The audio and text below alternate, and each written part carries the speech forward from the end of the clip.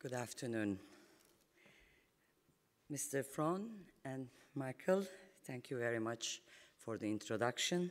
And I, of course, thank the Mercator Foundation for inviting me for this annual speech of 2011. It is my great pleasure to address this distinguished audience at the heart of where German industrialization have begun at Ruhr region. Germany's economic and industrial development has always inspired emerging economies like Turkey. So I cannot think of a more meaningful place to talk about possibilities for a German-Turkish common approach to global challenges and the opportunities.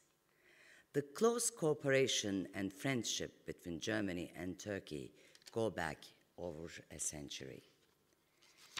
Germany is Turkey's most important trading partner and the biggest foreign investor in Turkey, with investments totaling approximately $8.5 billion since 1980.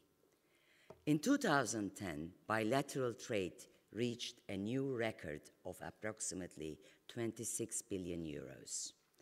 Turkey and Germany are both members of G20, a body which should be even more instrumental in solving our global issues.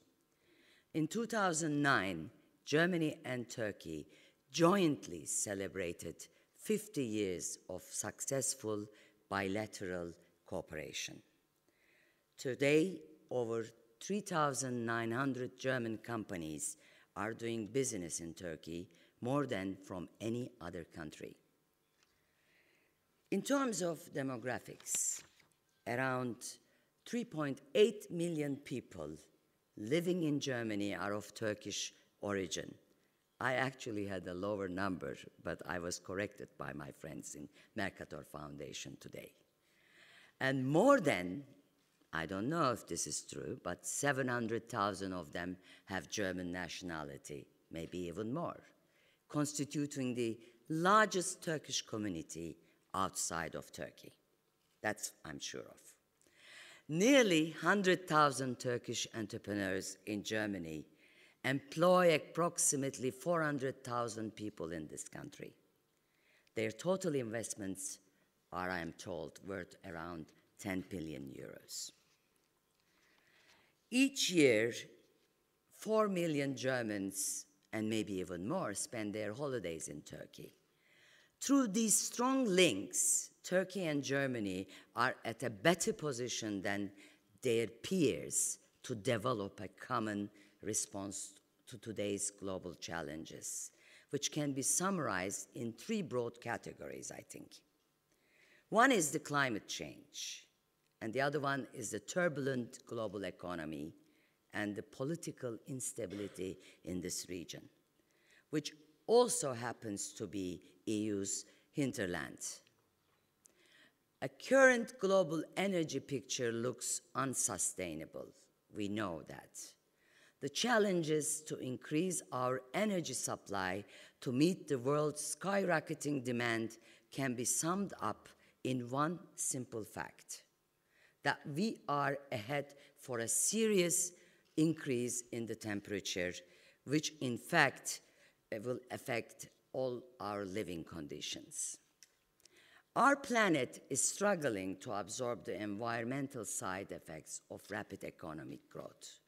Yet, our chance to alter the source of climate change is withering, as governments, with the exception of Germany's, I must say, are putting less and less financial and intellectual capital into the developing sustainable energy policies. Both Turkey and Germany take the issue of climate change very seriously. But in the words of Goethe, enough words have been exchanged. Now, at last, let me see some deeds.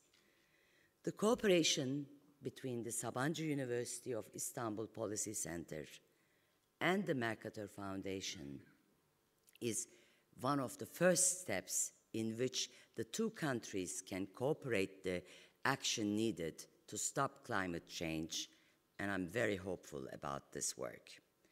Turkey is a nation of vital importance, as you know, to Europe's energy security. Not only because Turkey is an island of stability within its own region, but because it can influence that region and is a factor in reducing the tension that could lead to explosions and clashes at any moment, as we all know. Specifically, the European Union is facing the following threats: a high and growing dependency on imports of gas and oil, its efforts to create a fully integrated energy market, political unrest and economic stagnation in supplier countries, and the necessity to switch to clean technology. All these, in order to secure its energy supplies, EU needs to diversify its suppliers and its transit routes and has to develop a closer dialogue with the producers and transit regions. In this comes the role of Turkey, and Turkey as a potential major hub for this solution. Turkey is neighbors with 70%, on one hand, neighbors with 70% of the world's proven gas and oil reserves, and thus forms a natural bridge between the producers in Central Asia, the Caspian Basin, the Middle East, Africa, and Europe. Using the benefits of this strategic position, Turkey can sustainably contribute to the energy securities of the EU on the other hand.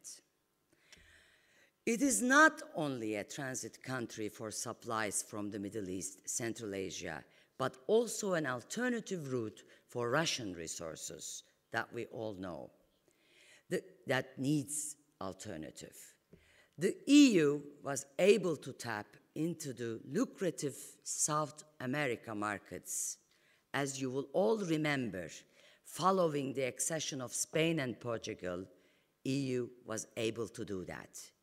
Similarly, Turkey's admission into EU will allow it to do the same to the Middle East, Central Asia, and Caspian region, and the Caucasus. Thanks to Turkey's strong links with an influence in those regions, just like the Spain and Portuguese have been instrumental on building those links with Europe, Turkey could be and can be the great link between these regions. Turkey is a secure and stable country, a democracy with a secular system, and Michael have just said, yes, a democracy with a secular system and a long-lasting member of the NATO.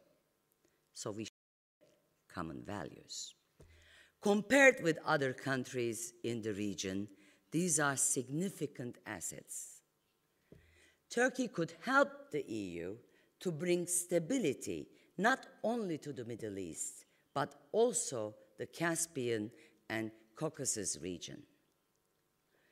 By delivering resources from those regions to Western markets, Turkey can help to raise the prosperity, thus improving the political and economic stability in both regions.